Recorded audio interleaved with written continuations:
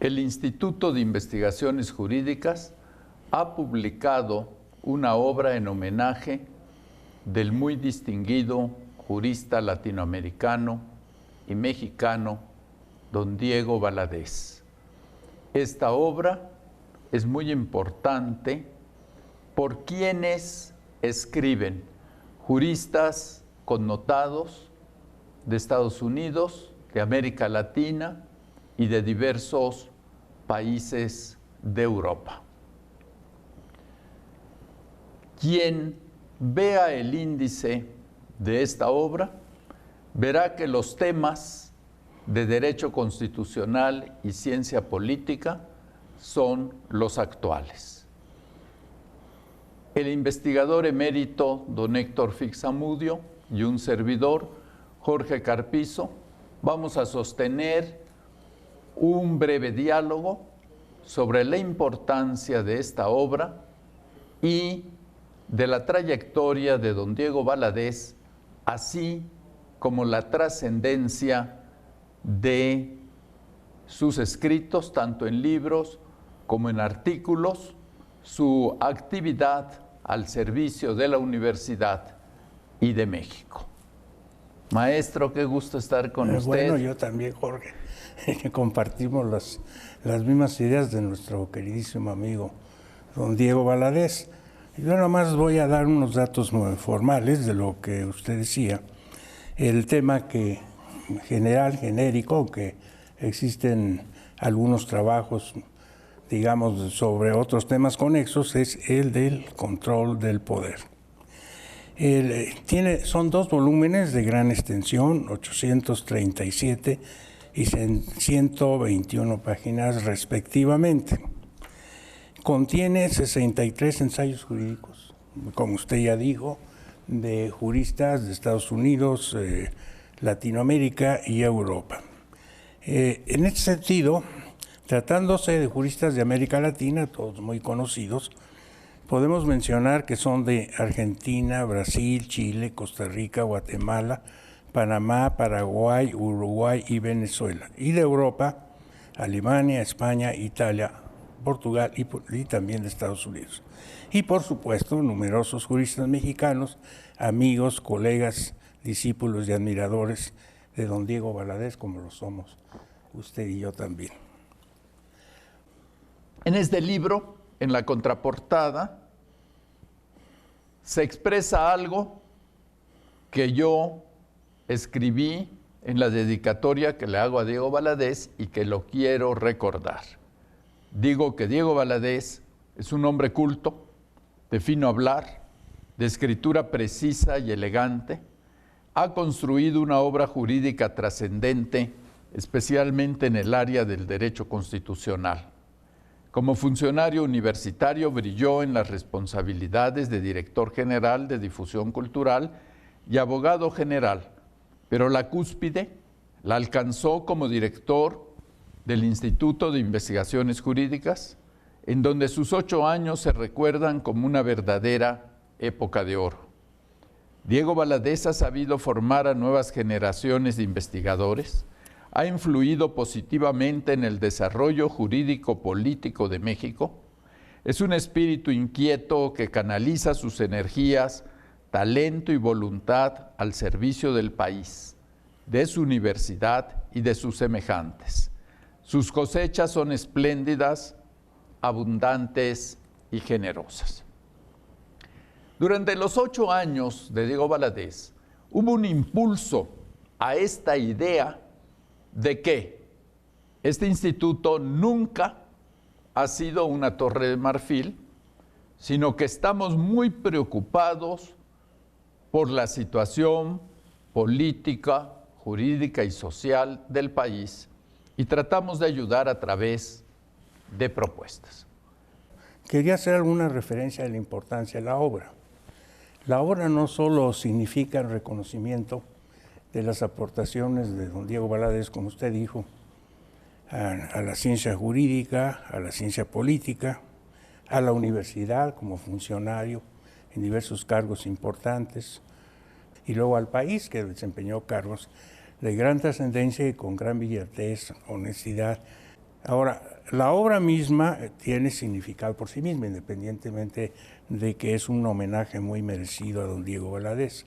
El tema del control del poder es uno de los temas más importantes y desde luego en el derecho contemporáneo lo es, pero ha sido inclusive históricamente. Si pensamos en esa situación desde las ciudades griegas, las primeras organizaciones que han considerado como una forma de Estado, o sea, Esparta y Atenas, hay un ensayo para controlar el poder. En Grecia se mencionan dos legisladores míticos, como son Licurgo en Esparta y Solón en Atenas, que eran las dos ciudades más importantes. Naturalmente había varias otras, una más aristocrática y militar, y la otra más de cultura, desarrollo cultural y democrático. En este sentido, los dos grandes pensadores, los más grandes, no quiero decir los únicos, Platón y Aristóteles, hacían referencia a cómo se podía controlar el poder. Había para ellos una gran distinción entre dos tipos de leyes, diríamos ahora, aunque no forzosamente escritas, la de estos legisladores míticos, que dieron una serie de principios y valores y normas, y que estos autores llamaban o consideraban nomoi, que eran, digamos, normas básicas, más que escritas, principios y valores. Y luego las asambleas aristocráticas en Esparta, democráticas, asambleas populares en Atenas, expedían ciertos ordenamientos que ahora podemos llamar normas secundarias. Nomoi podríamos decir normas fundamentales, normas secundarias.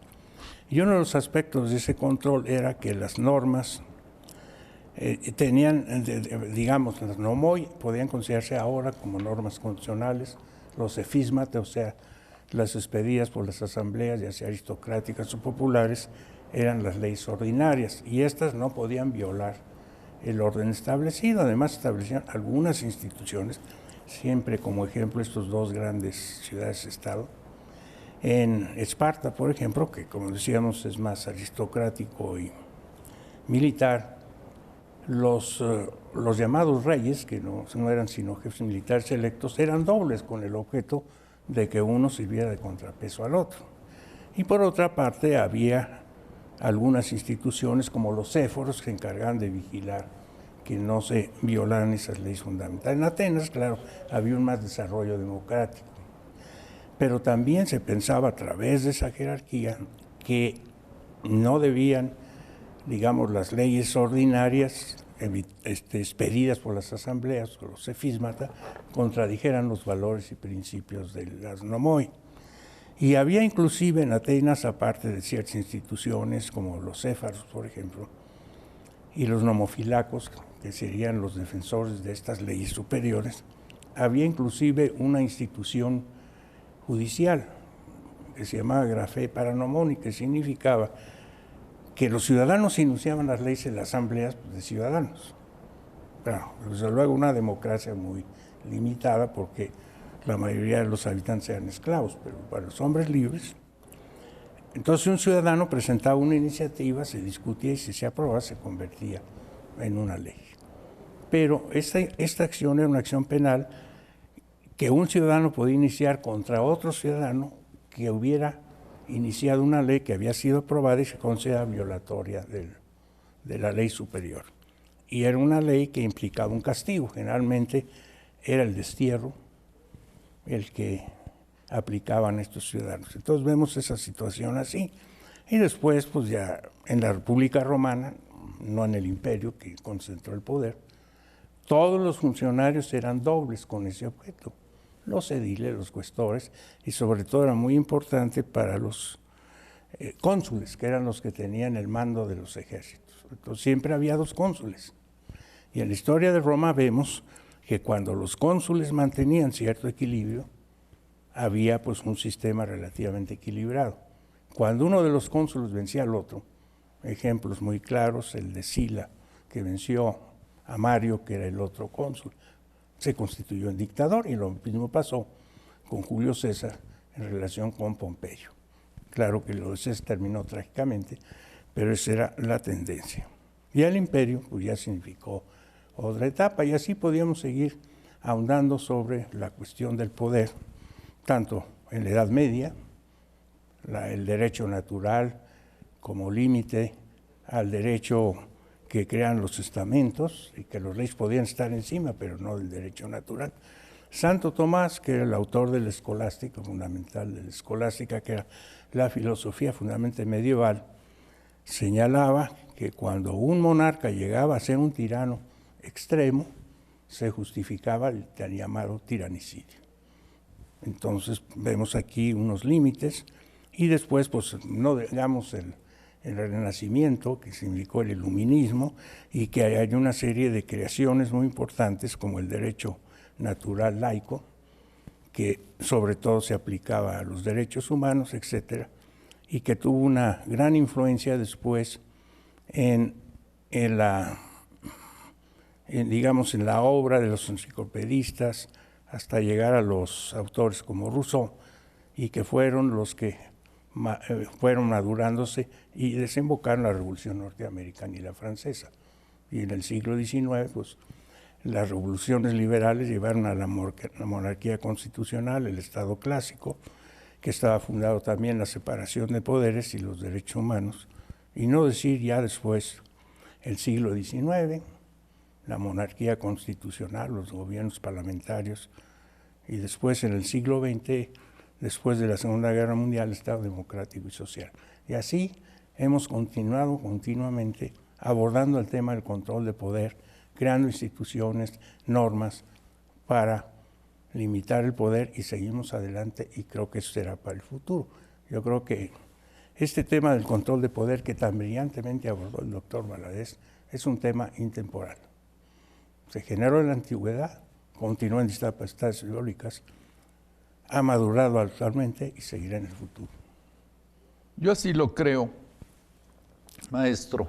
El hombre no puede vivir aislado, el hombre tiene que vivir en sociedad, y el poder es algo implícito en las sociedades, pero el poder tiene que estar al servicio de la persona, y como se ha dicho, el poder tiende a su abuso, el poder absoluto corrompe absolutamente, entonces tiene que haber controles al poder, no solo al poder político, sino a toda clase de poder, el económico, el religioso, el poder dentro de la familia.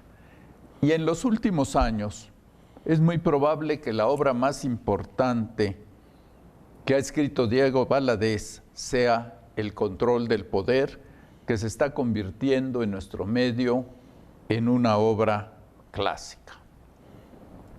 Creo que al auditorio le ha quedado muy claro la gran importancia del control del poder, que se necesita el poder para el servicio de los ciudadanos, pero para este servicio tiene que estar completamente controlado. La explicación que dio el maestro Fix es muy clara, es toda una evolución, porque las ideas, los mecanismos y las instituciones se van perfeccionando.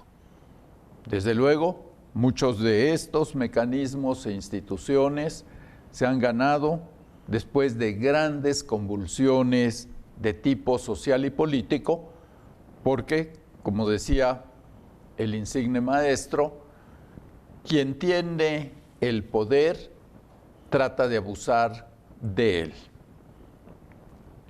En la obra, en homenaje a don Diego Valadez, se tratan otros temas que han sido una gran preocupación de Diego.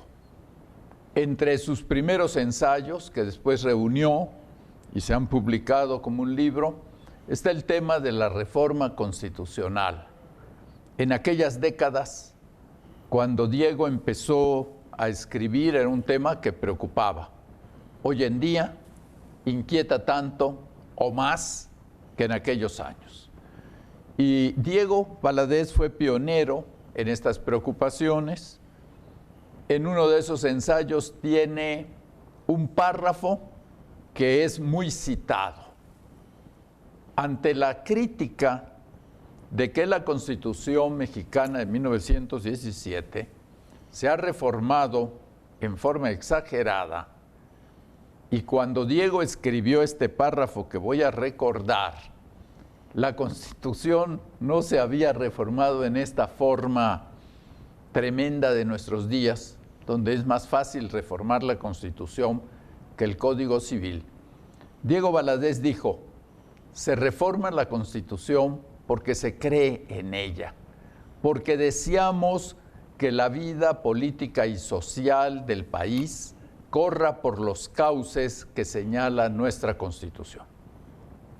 Yo creo que fue una observación muy aguda, pero como un gran jurista y conocedor de nuestra realidad, al mismo tiempo fue un gran crítico de que indudablemente que hay reformas benéficas, reformas que han ayudado al perfeccionamiento de nuestra democracia, pero también se han dado reformas inútiles, retrocesos, y a veces hemos llegado al absurdo que se reforma la Constitución para que diga lo que ya gramaticalmente decía, pero como no se cumplía, se reiteraba con un mensaje político: ahora sí va en serio, ahora sí se va a cumplir.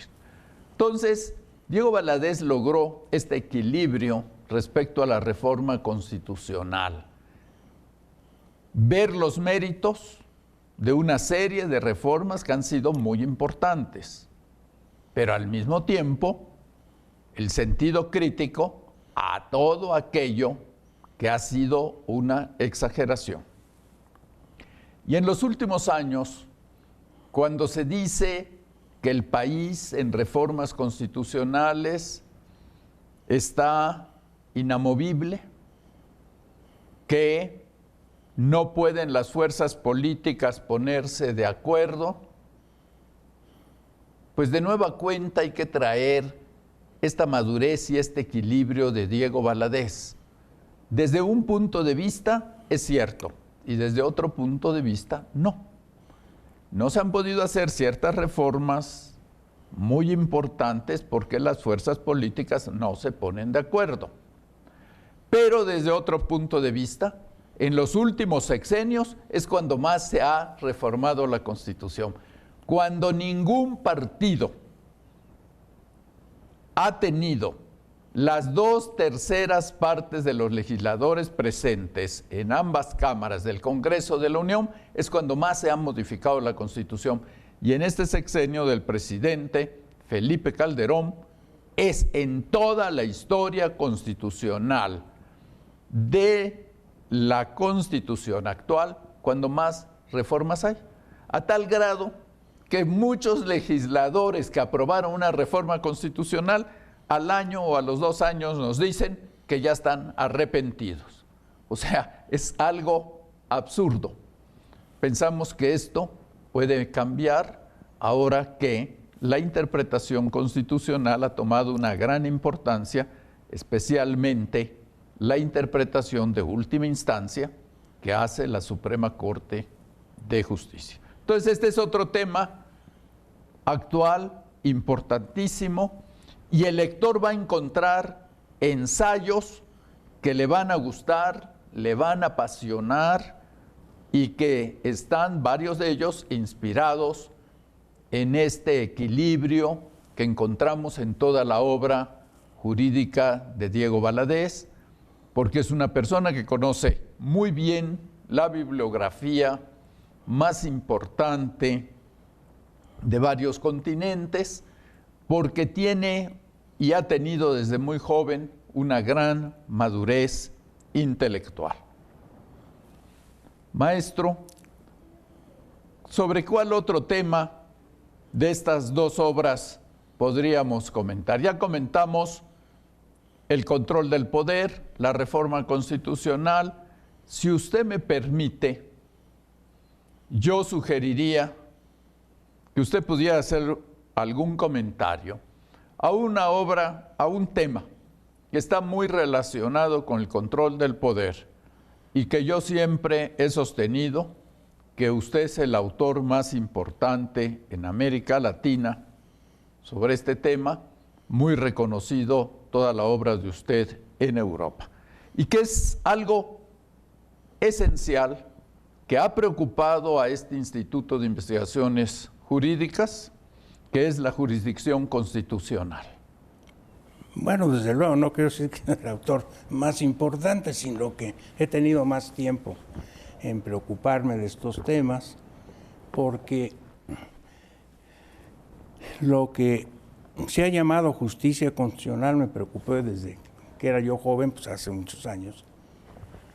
Y realmente este tema es importantísimo para el control del poder, no solo desde el punto de vista jurídico, sino también político, porque en estos casos los tribunales constitucionales que se han ido creando han sido también instituciones que influyen mucho en los temas políticos.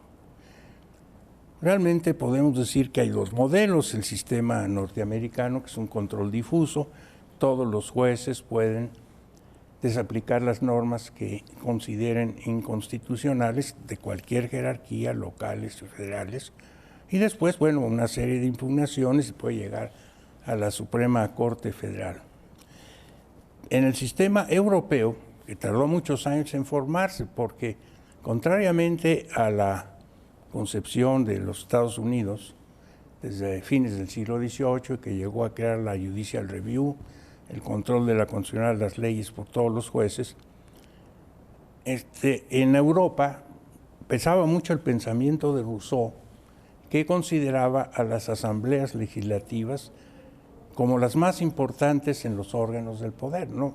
Él, desde luego, no desconocía la influencia de Montesquieu y de Locke en el sistema de distribución de funciones y de los órganos del poder, pero sí señalaba que la Asamblea Legislativa representaba la voluntad popular y era la más importante. Es ocioso que en Europa imperó más el parlamentarismo que el sistema norteamericano, que era presidencial. Y en ese sentido no fue sino hasta la primera posguerra, cuando Hans Kelsen, uno de los juristas más brillantes del siglo XX, en la Constitución austriaca de 1919, creó un órgano que se llamó Corte Constitucional y estableció otro sistema, el llamado control concentrado. No eran todos los jueces, sino una corte especializada. La Corte Constitucional, la que decía en forma abstracta la inconstitucionalidad de las leyes, y también recibía las impugnaciones de las personas que consideraban violados sus derechos. Entonces no había una ley, digamos, de declaración de derechos, pero sí había ya antecedentes en el Imperio Austrohúngaro, que sucedió la República Austriaca, en la que los derechos humanos debían ser protegidos por los tribunales. Esos dos sistemas empezaron a ampliarse y después de la Segunda Guerra Mundial se generalizaron en Europa los tribunales y cortes constitucionales con esta función.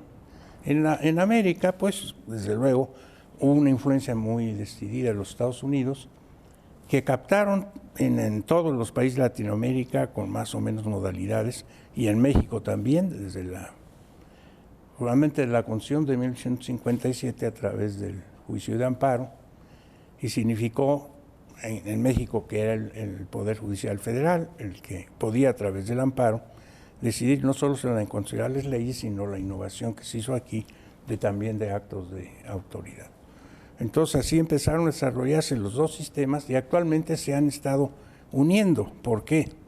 Porque en América Latina, en varios países, se han creado también tribunales, cortes constitucionales, y en otros países que no han creado cortes constitucionales con este nombre, los tribunales supremos han empezado a tener esa competencia.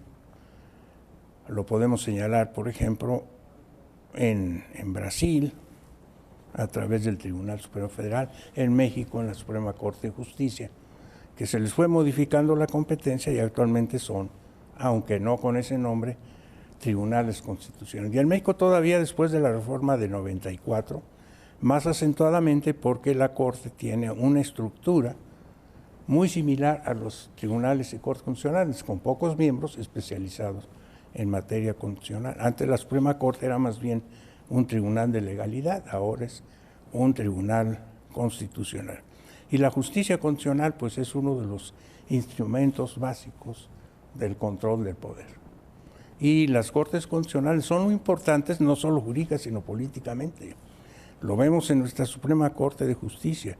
Después de estas reformas y crear instrumentos, antes solo el juicio de amparo, que tenía una función más limitada, los derechos humanos, pero ahora tenemos ya otras instituciones como las controversias constitucionales que se ampliaron a los conflictos entre los órganos del poder, y tenemos la acción abstracta de inconstitucionalidad. Ya realmente nuestra Corte Suprema es un tribunal constitucional. Inclusive la Corte Suprema Federal de los Estados Unidos, de hecho, se ha transformado en un tribunal constitucional, porque si ustedes ven, la mayoría, una parte muy grande de todas las resoluciones que decide son de carácter constitucional. Y tienen efectos generales en este sentido. En los países angloamericanos hay una norma que se llama stare decisis, de que una decisión del tribunal más elevado obliga a todos los demás. Entonces, en realidad, de hecho, tiene efectos generales. Entonces vemos esa situación de los tribunales constitucionales que tienen una influencia considerable en la distribución de competencias entre los órganos del poder. Y son los árbitros en los conflictos de competencias de esos órganos. Por lo tanto, esto es uno de los órganos, no el único, del control de poder más importante del Estado contemporáneo. Y esto también se refleja en el derecho internacional. Claro, fundamentalmente en el campo de los derechos humanos, pero porque hay tribunales regionales de los derechos humanos en Europa, la Corte Interamericana y actualmente y muy recientemente también la Corte Africana.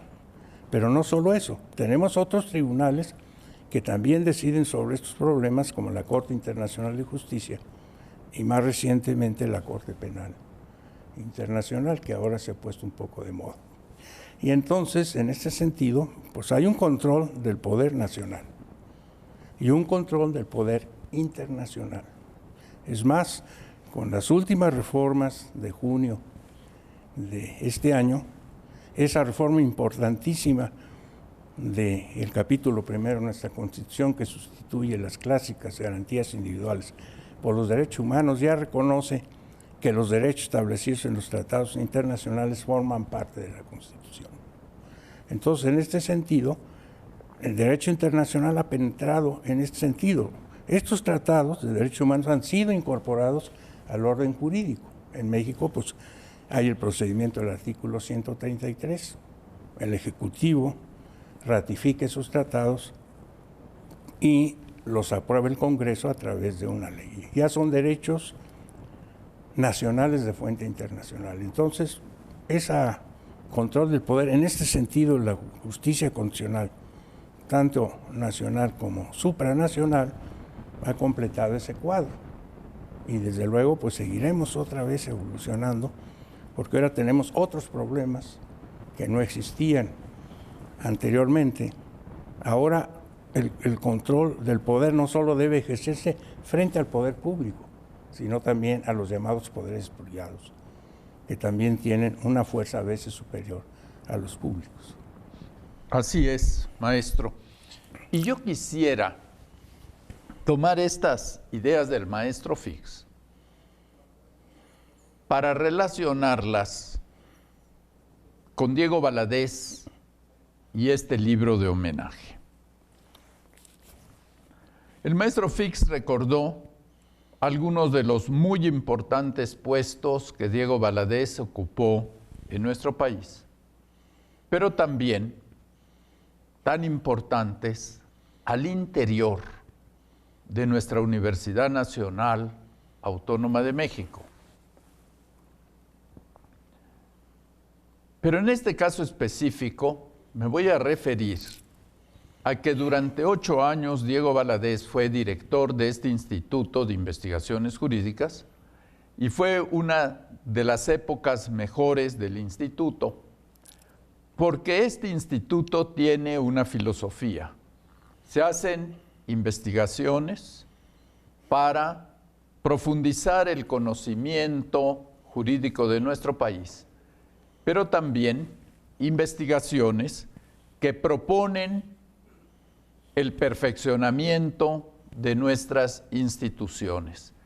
Aquí en este instituto se han redactado varios proyectos de reformas constitucionales, de leyes, no solo federales, sino también de muchas entidades federativas. Me voy a referir a este tema de la jurisdicción constitucional, del cual el maestro Fix-Amudio nos ha dado grandes lineamientos. Ojalá que el auditorio esté interesado en el tema.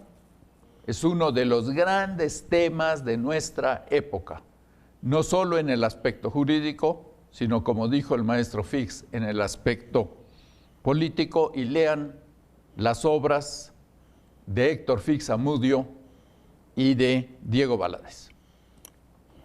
Yo diría, y espero no exagerar,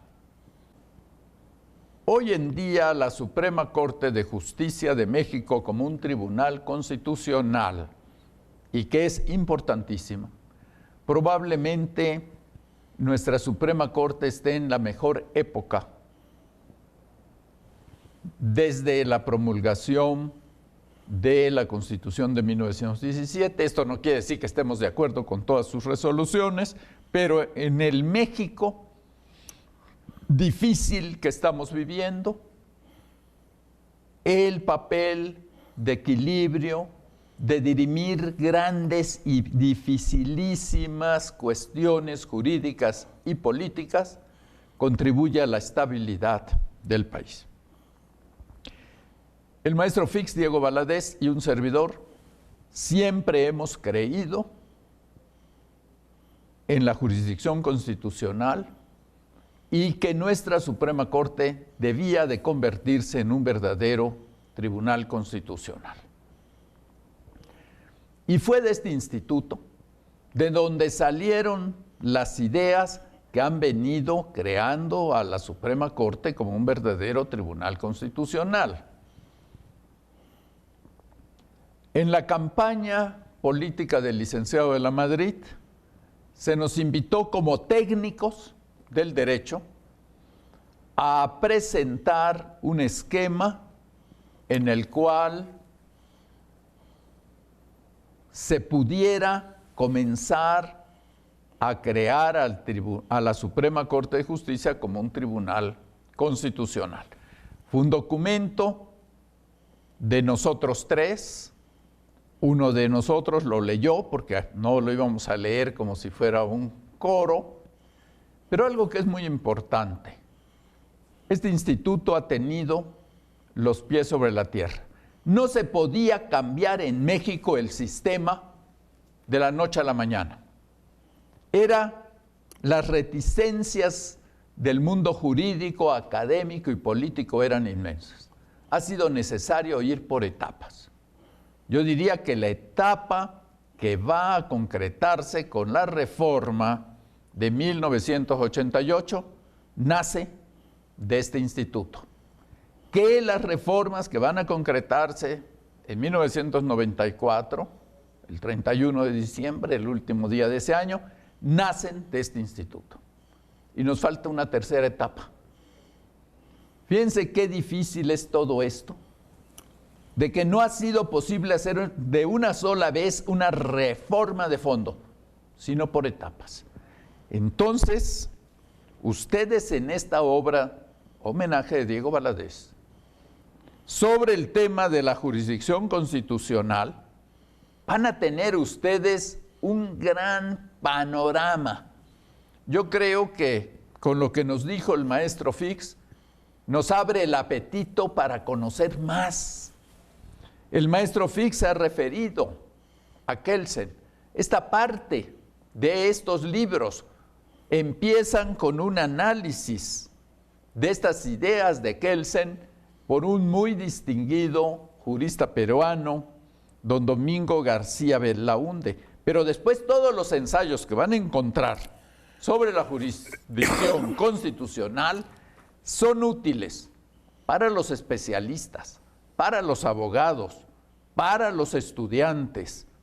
Y varios de los que aquí escriben no solo son muy buenos teóricos, sino que varios de ellos son o han sido magistrados de sus respectivos tribunales o cortes constitucionales, lo que aquí llamamos ministros de la Suprema Corte de Justicia.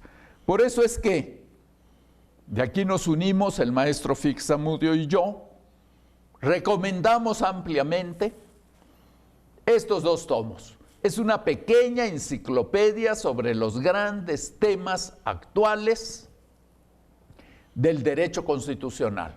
Y claro, no podía faltar uno que es esencial y que nos apasiona. Se llame como se llame. Derechos fundamentales, dice el libro en homenaje a don Diego Valadez. Ya está ganando, aún en las constituciones, la denominación de derechos humanos, como es en la última reforma sobre la materia en nuestra Constitución, y yo presiento que es a la que al final de cuentas va a prevalecer. Pues de nueva cuenta, esta parte de la obra de Diego Valadez sobre derechos fundamentales, grandes juristas nos están hablando de los problemas actuales, pero de nueva cuenta tienen toda la experiencia. Aquí encuentro a don Carlos Ayala Corao, de Venezuela, presidente, expresidente de la Comisión Interamericana de Derechos Humanos, una gran experiencia, y también una de las mejores épocas de la comisión es esta de Carlos Ayala. Recuerdo otra gran época de la comisión y con un mexicano, don César Sepúlveda, el gran tratadista de derecho internacional de este país. Pero aquí encuentro a otros que tienen una gran experiencia. Don Sergio García Ramírez, nada menos que expresidente de la Corte Interamericana de Derechos Humanos. Adrián Ventura, también con una gran experiencia práctica, pero con un bagaje intelectual importantísimo. Maestro, le digo esto a nuestro auditorio porque creo que la labor de usted y mía esta mañana, tratando de llegar a un gran auditorio de mexicanos, y diría yo, mucho más allá de América Latina, de juristas en varias partes del mundo, a profesores, alumnos, abogados litigantes, a jueces, es despertarles el interés que lean estos dos tomos en homenaje a Diego Valadez. Es una pequeña enciclopedia de los grandes temas de nuestra época, escritos por grandes juristas. Todos van a aprender mucho de estos ensayos, que tienen después de todo, otra ventaja. No son grandes libros, no, en ensayos de 20 o 30 páginas impresas, van a tener ustedes una síntesis de cómo están estas instituciones, cuáles son sus problemas, no solo en México, sino en otros países. Y el derecho comparado es un método importantísimo para el mejoramiento de las instituciones nacionales, sabiéndolo aplicar. Es decir, ahí están las ideas, se ve cómo han funcionado, qué de ello es aprovechable en la realidad de cada país, en una realidad nacional. Maestro, le sugiero que terminemos esta presentación de estos 2 tomos de una obra tan importante, y qué bueno que fue dedicada a Diego Valadez, porque lo merece plenamente, con otro de los temas que han apasionado a Diego Valadez, que lo han preocupado mucho, que ha escrito obras importantes, sugerentes, que nos hacen meditar. Y de nueva cuenta, porque así es la academia, pues no en todos los aspectos coincidimos, pero en estas cuestiones tan importantes para México, lo importante es la discusión, para que de ahí salgan las decisiones que más le convengan a nuestro país. ¿Presidencialismo o parlamentarismo? O como dice Diego Valadez en uno de sus últimos libros, haciendo alarde de sus conocimientos de los sistemas constitucionales de tantos países, especialmente los latinoamericanos, el presidencialismo parlamentario. Entonces sugeriría, maestro, que si usted pudiera comentar algunos aspectos, usted que tiene obras importantes, ensayos importantes sobre el sistema presidencial mexicano, y después que yo pudiera terminar, y así que no vaya el auditorio que nos escucha a decir, bueno, esta presentación fue tan larga que ya me retiro. No. Escúchenos, quédense con nosotros en esta última parte de la presentación de estos 2 libros valiosos, pero sobre todo que si los leen y los estudian, les van a ser de una gran utilidad.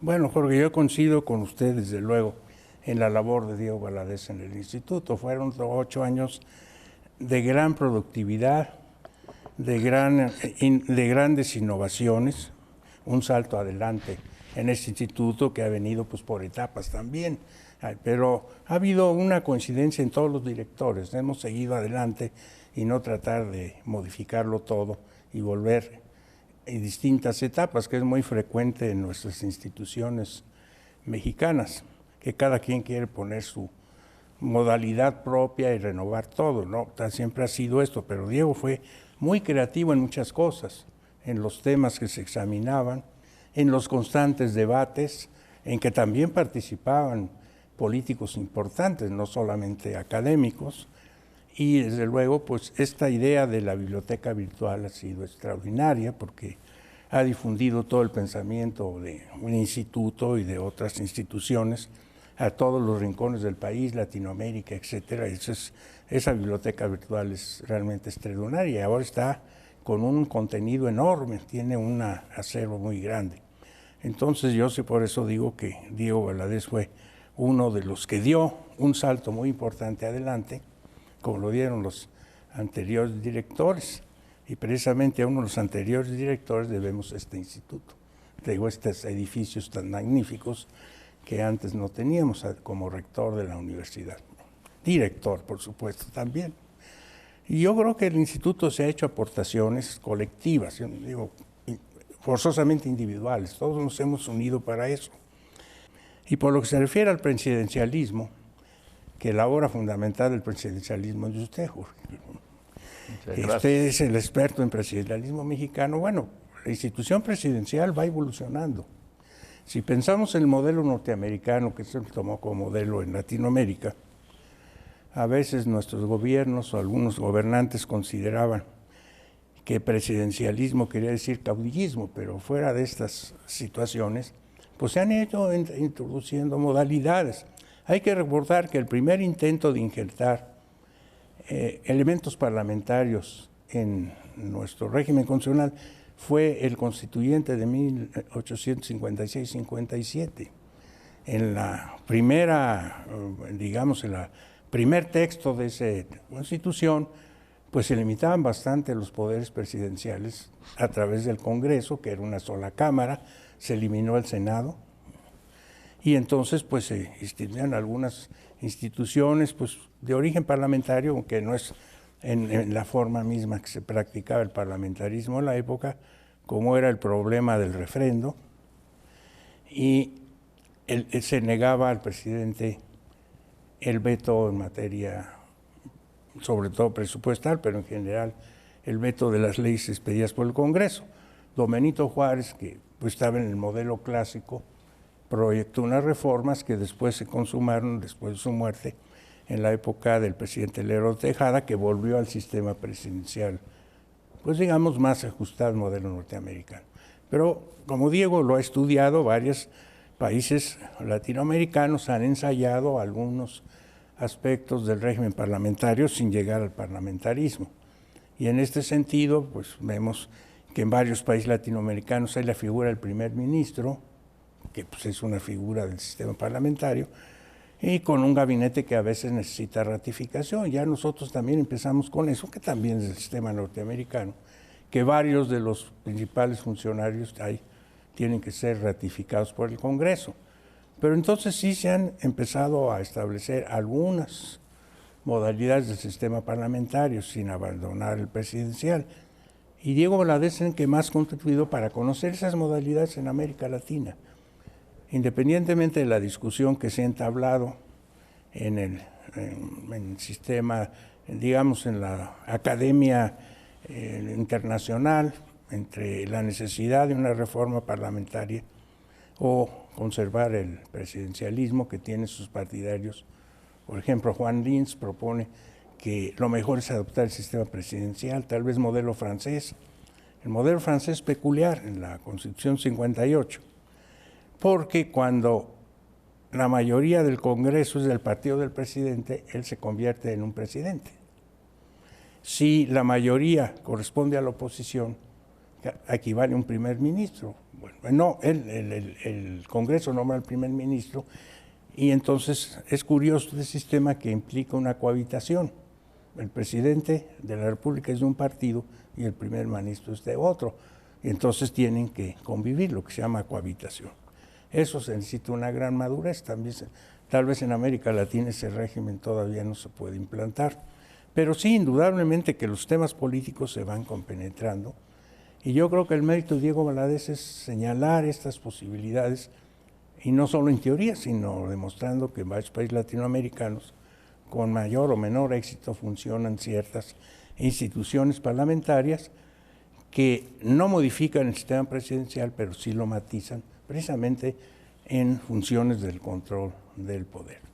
Porque claro, en América Latina hemos pasado, y en México también, un sistema presidencial muy absorbente, lo que se llamó el presidencialismo, que casi todo el poder, ya sea constitucional o por costumbre, pertenecían al presidente.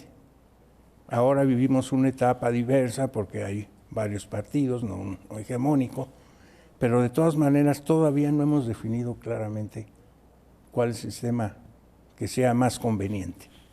Y por eso yo creo que los estudios de Diego sobre la influencia del parlamentarismo en varios países de América Latina pues nos pueden servir de ejemplo, porque desde luego pues no se pueden copiar así como están, sino viendo qué resultados dan en cada país. Es digamos, la ventaja de la comparación consiste en que nuestro sistema lo tenemos que contemplar a la luz de otros sistemas y por eso lo podemos conocer mejor, porque en México hubo una etapa de un nacionalismo jurídico muy intenso y nos quedamos aislados.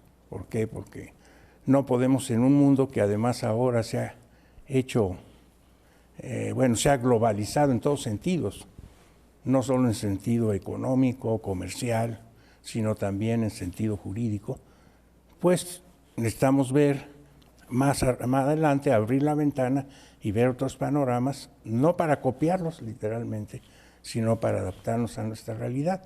Y de ahí la utilidad de los ensayos que ha hecho Diego, muy documentados, sobre las posibilidades que pudiera tener o qué ventajas podría tener algunas instituciones parlamentarias que no sustituyan al sistema presidencial, porque el sistema parlamentario pues corresponde a un clima político distinto, de que son los estados europeos, pero no quiere decir que no podemos tomar alguna de esas ideas. Desde luego que sí, maestro. Yo suelo recordar en las conferencias sobre este tema algo que se dice que expresó el sabio Solón. Ignoramos si es cierto, pero si no lo expresó, está a la altura de su sabiduría. Se dice que un día le preguntaron al sabio Solón, ¿cuál es la mejor constitución para el Estado? Claro, el Estado entonces eran las ciudades-Estado, para la polis. Y contestó este insigne pensador, díganme, ¿a qué polis se están refiriendo y en qué tiempo? No hay reglas generales. Y creo que el maestro Fix, el doctor Diego Valadez y yo estamos por el sistema presidencial, pero un sistema presidencial renovado, con algunas instituciones que regresamos al principio de la presentación de esta obra, que exista a este sistema presidencial que hoy conocemos en México, sistemas eficaces de control del poder. Y así verán que hemos realizado un círculo. Y ya es la hora de despedirnos de ustedes. Pero como dice la obra que hemos venido comentando, El control del poder, homenaje a Diego Valadez. Nosotros, el maestro Fix y un servidor, rendimos homenaje a la obra jurídica escrita de don Diego Valadez, a su actuación al servicio de México y de la Universidad Nacional, a ese espíritu abierto a todas las ideas para pasarlas por el filtro de sus conocimientos y de su inteligencia y entonces hacer propuestas. La conclusión es, lean esta obra, estúdienla. Con esto no queremos decir que la compren, para eso están las bibliotecas, y están las bibliotecas de la universidad.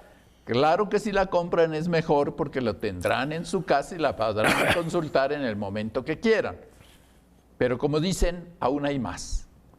Estos 2 tomos se encuentran en la biblioteca virtual de este Instituto de Investigaciones Jurídicas, cuyo acceso es completamente gratuito y lo podrán consultar en el momento que deseen en sus domicilios. Muchas gracias a nombre del maestro Fix y de un servidor por habernos escuchado.